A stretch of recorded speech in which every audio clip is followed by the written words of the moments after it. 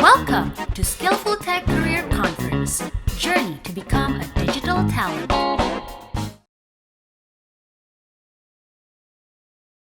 Perkenalkan, saya Natasha Anggia dari Learning Strategy Skillful. Kali ini kita ngobrol santai-santai aja, teman-teman. Jadi tadi aku nggak mau ngobrol sendirian sama Mas Jos di sini, gitu ya. Panggilannya Mas Jos akrabnya, gitu. Di sini kan kita sebut-sebut tadi ya, Internet of Things, atau mungkin banyak sudah baca-baca tentang IoT, gitu. Tapi boleh nggak secara simple, gitu ya, jelasin ke teman-teman sebenarnya IoT itu prinsip kinerjanya seperti apa sih, Mas Jos? Boleh. IoT sendiri, mungkin bagian teman-teman sering tahu gitu ya, dari singkatannya sebenarnya sudah menjelaskan tentang Internet of Things. Jadi kita membuat things, atau biasa kita di Indonesia kan adalah benda gitu ya, kita coba berikan dia kecerdasan supaya dia juga bisa mengirimkan data yang dia tangkap nih, si benda ini dengan sensor-sensor yang dia punya, untuk terkirim melalui internet agar kita bisa baca datanya dari mana saja. Jadi mungkin yang paling awam juga seperti smartwatch. Kemudian kalau teman-teman pakai smart home di rumah teman-teman, misalnya kayak tiba-tiba lampunya bisa nyala sendiri nih pakai handphone gitu ya, atau mungkin mobil-mobil sekarang juga udah terkoneksi dengan handphone, bisa dinyalain dari jauh, bisa gimana. Nah, itu semua adalah salah satu contoh dari Internet of Things. Kalau di sini punya rumah gitu ya, punya lampu yang lampunya suka nyala sendiri kalau kita lewat, itu salah satu bentuknya ya, Mas Jos. Salah satunya, betul. Kita memberikan kecerdasan terhadap suatu benda supaya bisa penggunaannya jadi lebih cerdas gitu ya. Betul. Itu adalah konsep IoT. Kalau seorang IoT engineer, kerjaannya ngapain, Mas Jos? Oke, ini pertanyaan yang sebenarnya cukup menyenangkan untuk dijawab ya. Sebenarnya memang IoT engineer ini gimana ya? Kita sendiri mungkin kelihatannya kayak orang yang ngoding tapi bukan, tapi kalau kayak orang yang ada di pabrik tapi bukan gitu ya, karena kita mengurusi beberapa hal yang mungkin tidak cuma software-nya aja, tapi kita juga ngurusin hardware-nya, kita ngurusin pembelian hardware-nya, segala macam itu biasanya jadi satu paket gitu, karena yang tahu untuk beli hardware-nya, spesifikasinya itu kita juga, cara untuk memprogram dia supaya pintar itu kita juga. Jadi biasanya kalau day-to-day IoT engineer, itu biasanya pasti kita akan pertama ngecek gitu ya, kita mau ngapain hari ini, kemudian biasanya kita ngelihat nih teknologi-teknologi apa. Biasanya kalau saya tuh ngecek gitu ya di pembaca misalnya Medium, atau mungkin ada di blog-blog teknologi, ada teknologi apa nih yang baru yang bisa kita mungkin coba atau kita integrasikan dengan sistem yang kita punya, karena IoT sendiri ini lagi growing banget gitu ya. Dan mungkin di Indonesia belum sebanyak itu, mungkin di luar negeri sudah lumayan banyak, cuma di Indonesia lagi benar-benar growing, dan jadinya teknologinya pun juga pasti mungkin tiap bulan ada lagi yang baru, ada lagi yang baru gitu ya. Jadi pasti harus catch up juga biasanya. Terus kemudian mungkin kita juga sambil IoT sendiri pasti akan lebih banyak untuk melakukan riset dan development. Jadi misalnya kita ada sensor baru nih, gimana ya cara nguliknya gitu ya. Biasanya kita akan punya sensornya, kita coba hubungkan dengan komputer, oh ternyata baca dokumentasi dari di internet gitu ya, ini cara makanya gimana gitu, kita pasti akan coba ngulik-ngulik nih, dan gimana juga cara ngirimin datanya, gitu sih biasanya. Terus kemudian itu dari sisi hardware, atau mungkin kita juga kadang selain dari sisi hardware, mungkin hari-hari lainnya juga ngurusin software-nya nih, gimana sih cara memprogram logic-logic yang ada di sensor tersebut, karena kan sensor masuk nih data temperatur atau data misalnya data kelembapan tanah segala macam, tapi kan datanya baru masuk aja. Kita harus melakukan sesuatu nih, nggak cuma dimasukin terus dikirim gitu ya. Pasti harus dicek dulu, oh ini kalau misalnya ternyata data temperaturnya tinggi, kita mesti ngapain nih? Atau data temperatur rendah, kita mesti ngapain? Nah, itu juga kita melakukan programming di sana. Ya kemungkinan ya sehari-hari kebanyakan seperti itu sih, Mbak. Kita berkutat sama hardware dan kita berkutat sama software, dan mungkin kita juga lebih banyak ngeriset-riset juga ada teknologi baru apa sih yang bisa kita coba. Biasanya begitu, Mbak Natasha. Baik, jadi ruang eksperimennya sangat-sangat luas ya, Mas Jos. Oh iya, Mulai betul. dari software dan hardware juga. Kalau boleh diproporsikan gitu ya, mana sih yang lebih besar penguasaan hardware atau software yang dibutuhkan sebagai seorang IoT engineer? Thank you, Mbak Sasha. Ini sebenarnya pertanyaan yang cukup banyak ya. IoT itu mestinya bisa hardware dan software, apa software doang, apa hardware doang gitu ya. Ya, betul. Jadi memang IoT sendiri itu sebenarnya penggabungan antara semuanya. Jadi IoT sendiri nggak bisa nih berdiri dengan software aja. IoT sendiri juga nggak bisa berdiri dengan hardware aja. Jadi memang kalau dibilang proporsinya harus bisa berapa persen itu tergantung sama kebutuhan bisnis dari company tersebut. Misalnya kita cuma butuh hardware, misalnya sensor temperatur ya, itu kan sebenarnya tidak terlalu sulit gitu. Tapi mungkin di software yang kita punya gitu ya, di bisnis prosesnya adalah kita mesti mengolah ini dan segala macam, maksudnya ngasih dashboard visualisasi yang luar biasa. Nah itu berarti software. Cuman kadang ada juga perusahaan yang mungkin berarti hardware nih, jadi sensornya ada mungkin 10 biji gitu ya. Misalnya kita perusahaan robotik, itu sensornya, mechanical-nya, arm robotnya segala macam itu bukan hal yang mudah gitu untuk Harus mengkontrol. diorkestrasi gitu ya. Iya, itu hardware-nya tuh combine-nya susah dan sensor-sensornya susah. Dan mungkin kalau kita tahu robotic arm, mungkinnya kalau teman-teman nonton film teknologi itu kayak di Iron Man, itu robot bisa gerak begini-begini, nggak cuma pakai keyboard kiri kanan ya teman-teman, itu tuh susah sekali gitu ya mechanical-nya. Dari dari kan tangan ini kan bisa bergerak kiri, kanan, atas, bawah, bisa diputar gitu ya. Jadi itu tuh ada mechanical-nya juga, dan itu membuat desain tangannya juga tidak gampang. Itu sih, jadi kalau dibilang berapa persennya saya nggak bisa kasih pastinya, cuman itu balik lagi tergantung di mana teman-teman bekerja, atau di mana atau proyek apa yang teman-teman kerjain, gitu sih. Jadi berpulang sama proyeknya masing-masing. Kalau mau Betul. jadi asistennya Iron Man, mungkin tadi ya, sampai bikin si tangan itu kompleks banget. Nah, ngomong-ngomong soal orkestrasi gitu ya, sebelum kita masuk lebih lanjut gitu, di sini ada yang protes tadi. Harus Pak Paul Prawita gitu ya. Kok dipanggilnya Mas Jos bukan Bang Jos, ternyata orang Batak gitu ya. Iya, kelihatan dari namanya. Horas sih ya, saya juga orang Batak gitu. Setengah gitu. Oke, Mas Jos. Ini kita menarik untuk cerita IoT lebih lanjut, cuman kita juga pengen ngobrol-ngobrol soal Bang Jos di sini ya. Bang Jos itu dulu kenapa sih tertarik sama IoT gitu ya? Nah, untuk yang belum tahu di sini gitu ya, Mas Jos juga sempat berkarir di bidang musik ya ternyata. Jadi bukan hanya orkestrasi hardware atau software, tapi juga pernah bermain musik. Nah, kira-kira dulu waktu mungkin lulus pertama gitu ya, memilih peminatan, apakah memang IoT ini menjadi salah satu yang menarik minat Bang Jos secara garis besar? Ya, mungkin cerita sedikit agak flashback mundur gitu ya. Agak mundur ya. Kalau IoT dari kuliah enggak sih, enggak bener-bener. Ya. Kayaknya habis kuliah nih SMA, gue mau IoT. Enggak seperti itu. Gitu. Saya dulu pengen banget masuk teknik sipil. Gitu. Itu sebenarnya jauh banget gitu ya. Cuman teknik sipil atau mungkin dulu juga ada, mungkin tadi Mbak Natasha udah sempat mention, saya juga dulu sempat bermain musik juga. Jadi pengen, wah kayak karirnya jadi musisi nih. Gitu. Cuman memang mungkin daripada dijelasin full gitu, tapi karena satu dan lain hal mungkin akhirnya jadi masuk ke mechatronics gitu. Itu mungkin dari salah satu background utamanya adalah dari mungkin dari keluarga, dari ayah saya sih, memang wah ini mechatronics nih lagi booming nih gitu ya, tentang robotik segala macam. Memang sekarang waktu saya masuk gitu ya, orang saya bilangin mechatronics gak ada yang tahu gitu, apa mechatronics, apaan tuh gitu ya. Jadi kayak waduh ini saya jurusan apa nih, kayak salah gitu. Cuman dari situ gitu ya, dari mechatronics terus saya masuk belajar gitu, terus lama-lama mulai menyenangi, walaupun awalnya agak denial ya, ini apaan sih gitu ya, belajar apaan sih gitu. Mulai menyenangi karena semester 1, semester 2 masih teori gitu ya. Semester 3 udah mulai nih berhubungan dengan microcontroller dan sensor gitu. Udah bisa nyalain lampu, udah bisa segala macam, walaupun mungkin bentuknya masih sederhana sekali. Semester 5-6 mulai lebih advance. Kemudian saya juga sempat ke Jerman selama setahun nih. Mungkin itu sebagai salah satu titik baliknya juga kenapa saya mau ambil IoT. Karena di Jerman.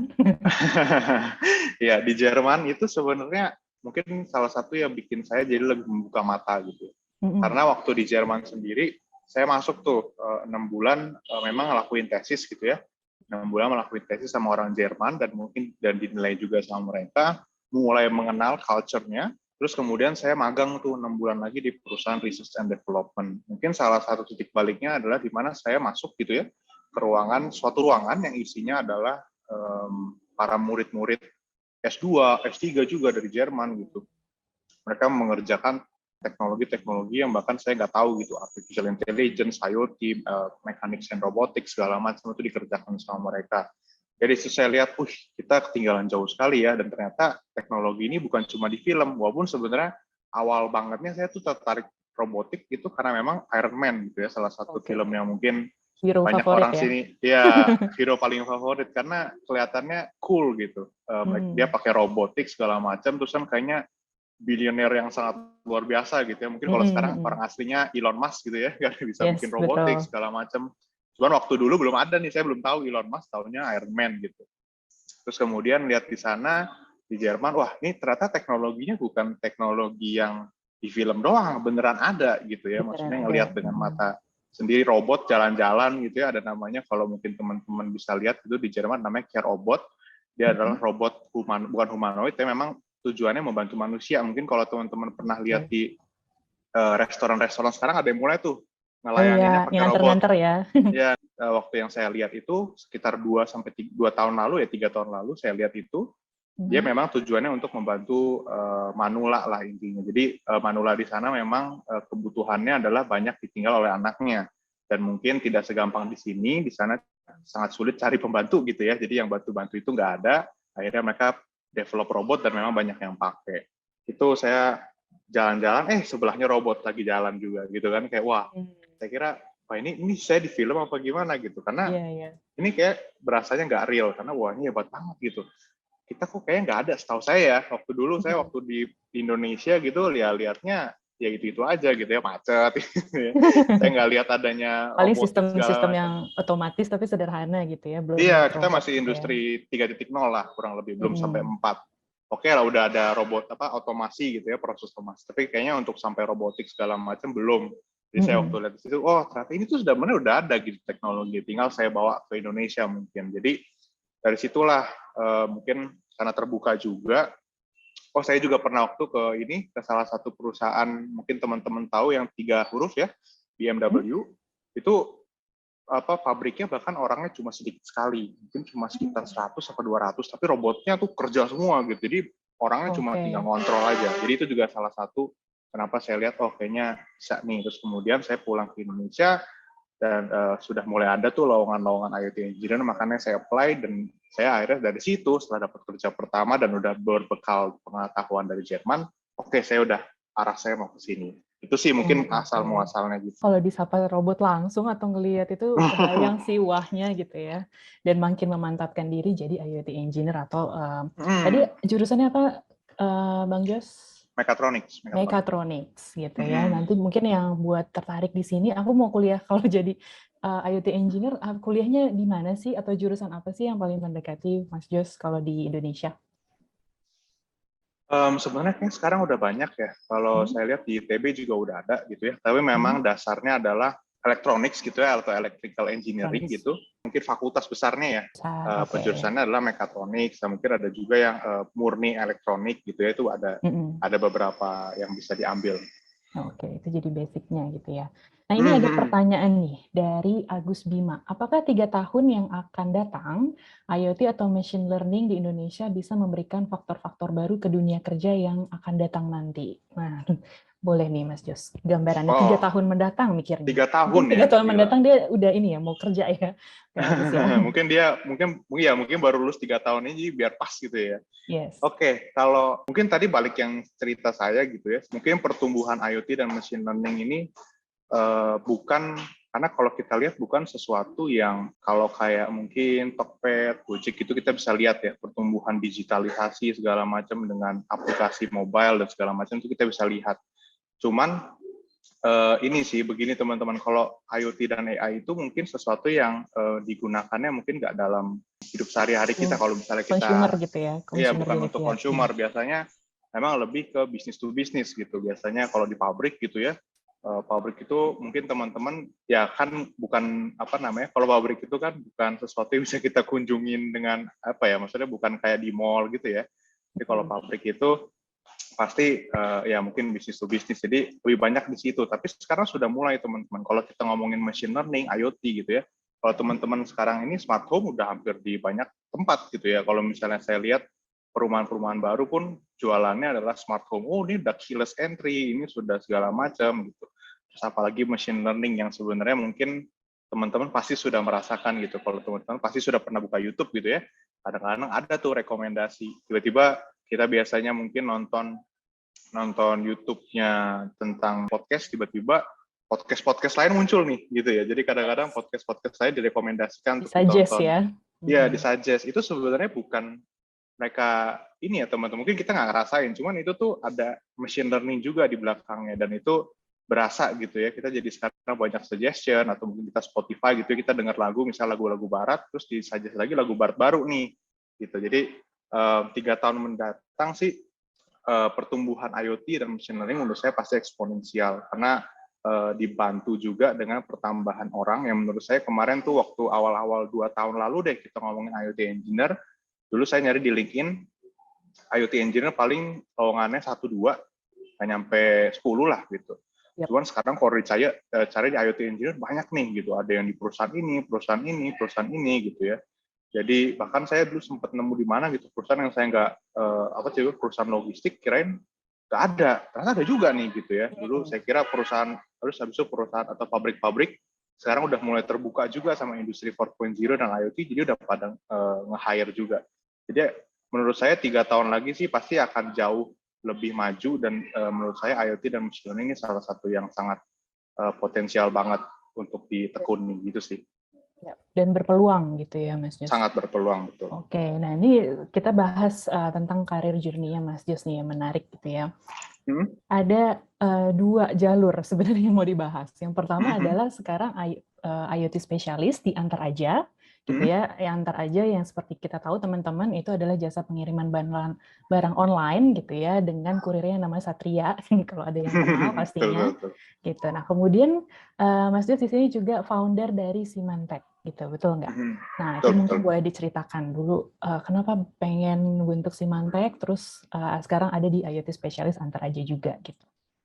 Oke, mungkin kalau dulu IoT di Antar Aja memang pengen lebih nge-explore ya, terutama mungkin different industry, karena sebelumnya di Smart City mungkin sudah lumayan lah 2 tahun gitu ya, tapi saya juga sebenarnya cukup tertarik dengan Antar Aja sendiri. Mungkin memang dari bisnisnya pengen tahu gitu ya, logistik itu gimana, terus memang dengan scale-nya Antar Aja ini mungkin sudah masuk top 3 atau dari pengiriman di Indonesia gitu. Kalau teman-teman pernah di Tokped, di Shopee, biasanya ada pilihannya tuh teman-teman Antar Aja. Jadi dan Antar Aja sudah bisa nationwide.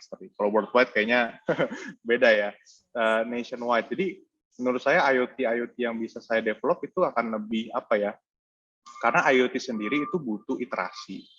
IoT nggak bisa kita coba di rumah. Biasanya IoT itu akan lebih challenging, dan lebih kita banyak belajar itu ketika kita deploy atau kita luncurkan di mungkin usernya adalah user yang macam-macam gitu. Kalau bisa ada orang Sumatera, ada di Kalimantan gimana, di Papua gitu. Jadi dari situ kita lebih banyak belajar, karena IoT sendiri kalau teman-teman coba di rumah, believe me, di luar belum tentu sama gitu. Jadi kadang-kadang di rumah jalan nih, di luar belum tentu jalan.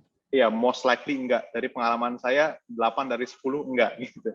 Jadi kadang-kadang di rumah udah bagus nih, kita mau showing ke klien, tiba-tiba loh, kok nggak jalan? That gitu. works, Iya, tiba-tiba sering sekali gitu. Mungkin ada kendala tiba-tiba di sana ternyata ruangannya adalah ruangan yang tidak ada internetnya, atau mungkin tiba-tiba tidak ada colokan segala macam, atau mungkin kondisi di sana itu sulit, nggak ada mejanya, jadi kita harus gitulah. Jadi banyak hal gitu ya.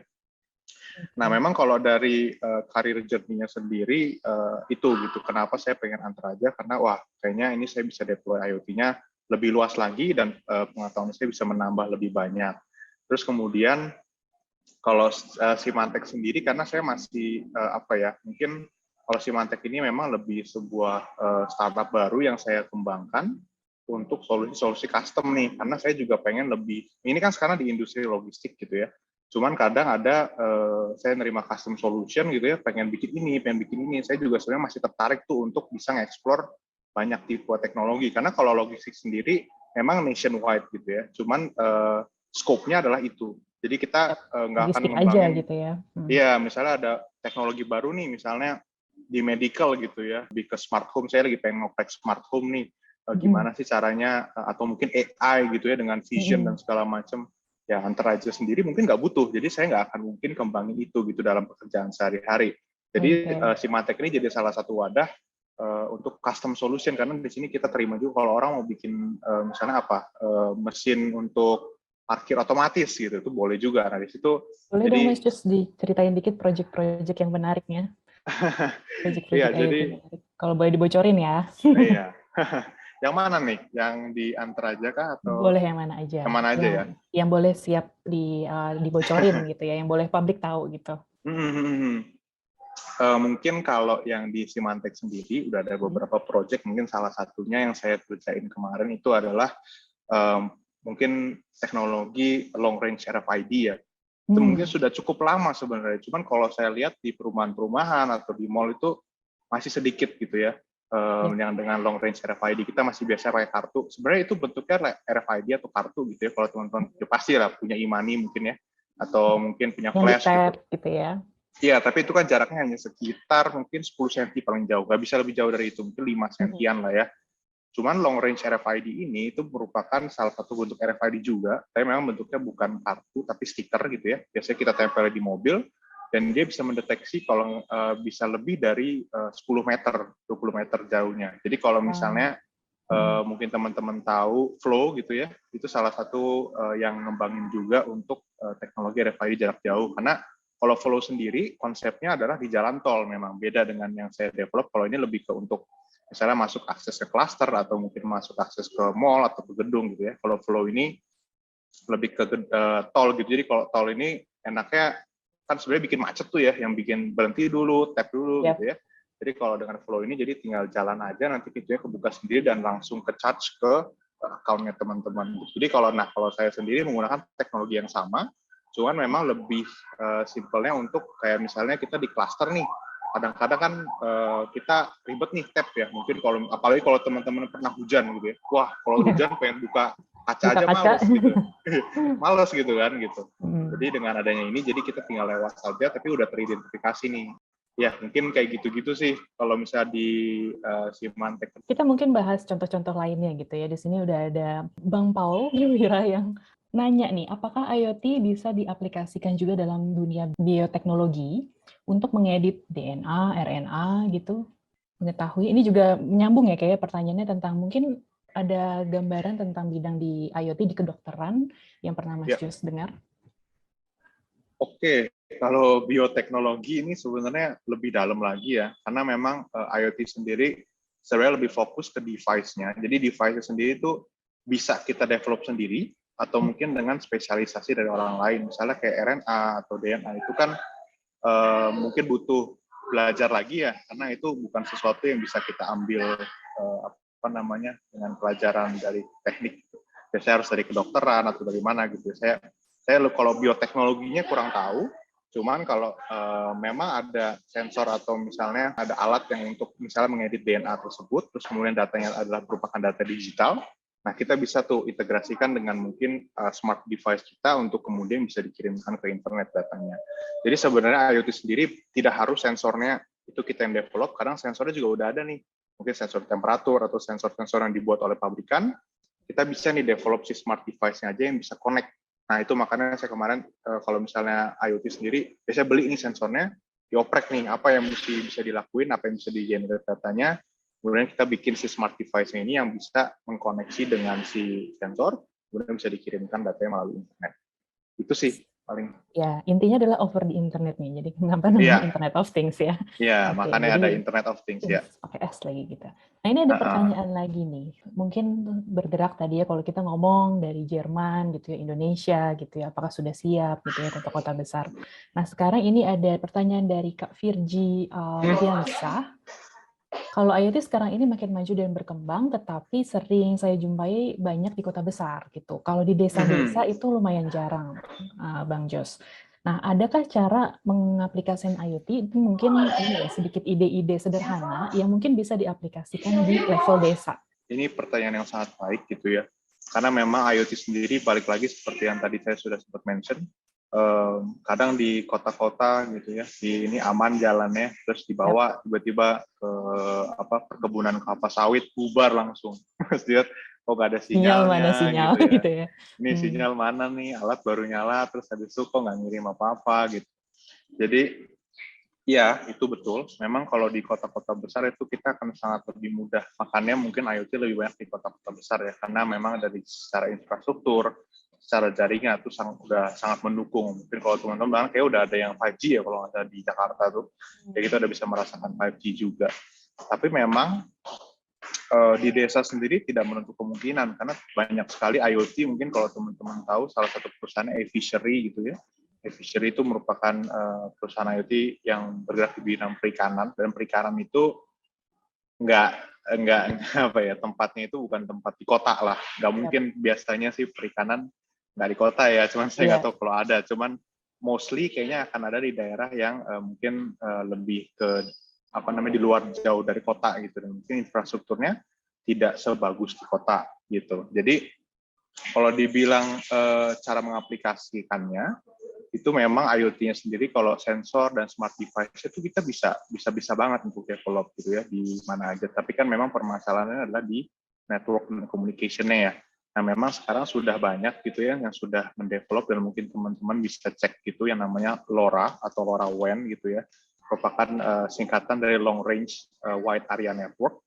Itu merupakan network atau jaringan komunikasi yang berfrekuensi radio kalau nggak salah, tapi memang range-nya cukup jauh ya, bisa kilometeran gitu ya. Jadi kan kalau di desa sendiri mungkin yang dicakup mungkin tidak besar-besar banget lah gitu ya, bisa dengan LoRa ini, dan mungkin dengan LoRa ini nanti mungkin bisa ditransmit gitu ya dari desa ke desa atau bagaimana, terus kemudian nanti mungkin di satu tempat yang punya internet baru itu dihubungkan ke internet. Jadi jadi mungkin kalau kayak di salah satunya mungkin di kelapa sawit gitu ya, atau di perikanan itu dia punya nih banyak BTS LoRa gitu ya. Jadi kita bikin semacam BTS sendiri, cuman tidak sebesar BTS yang kalau kita lihat Telkomsel bikin gitu ya, sebesar itu gitu.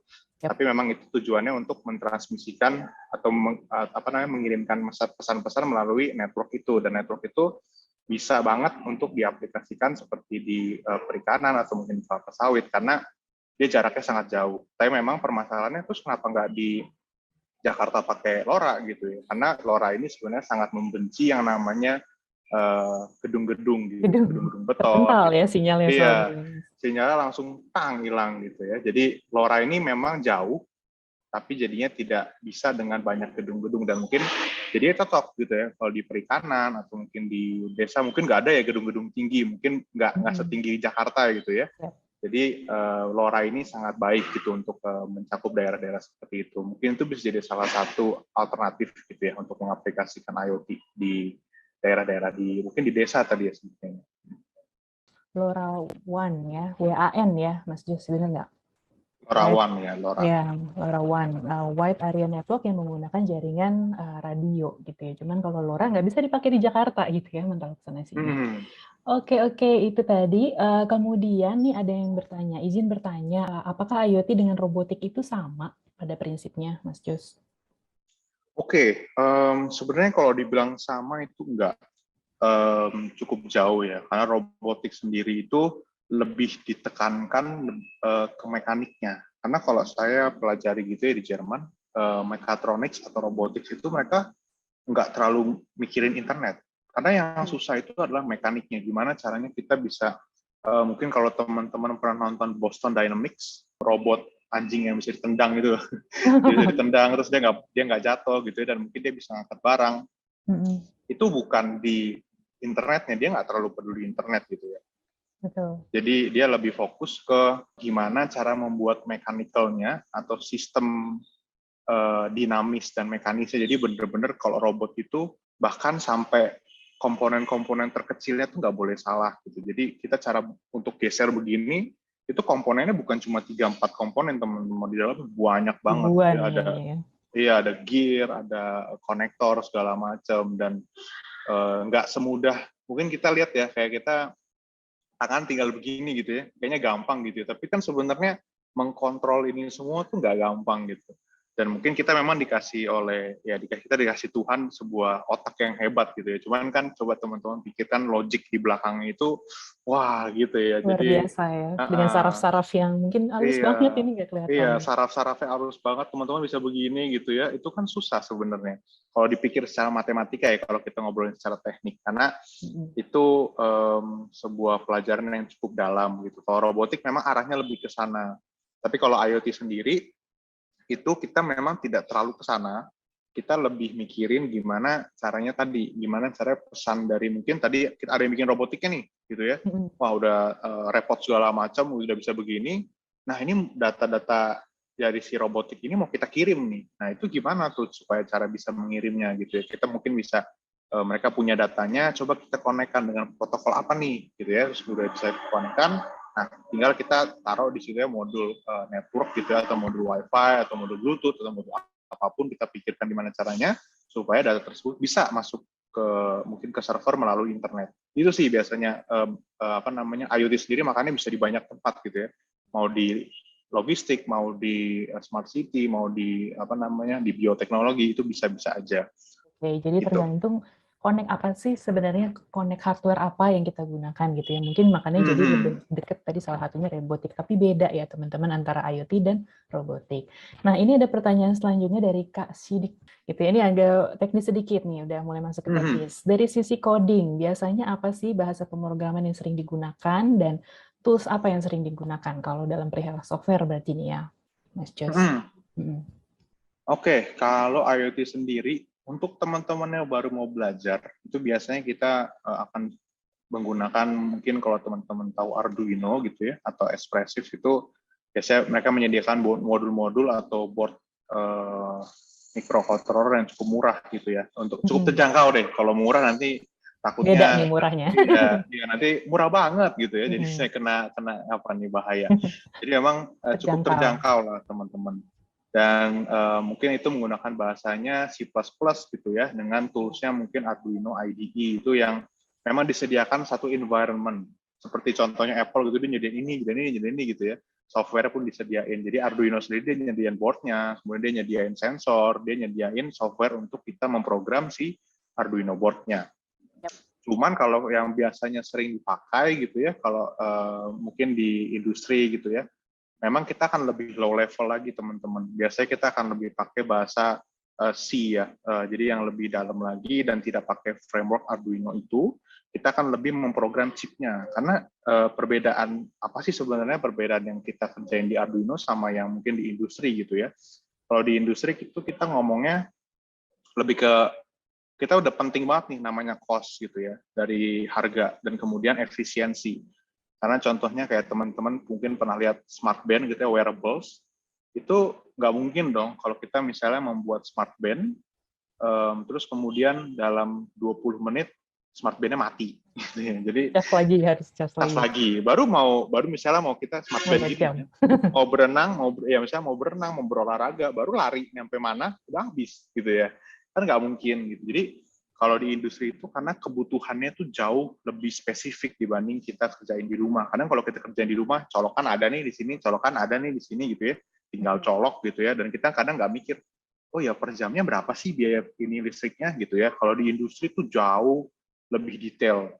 Mungkin kalau IoT sendiri, bahasa pemrograman pasti akan dibikin serendah mungkin. Sebenarnya kalau teman-teman tahu assembly language tuh, itu lebih rendah lagi, tapi memang kalau assembly itu kayaknya, aduh capek ya belajarnya, susah banget gitu ya, di zaman dulu banget.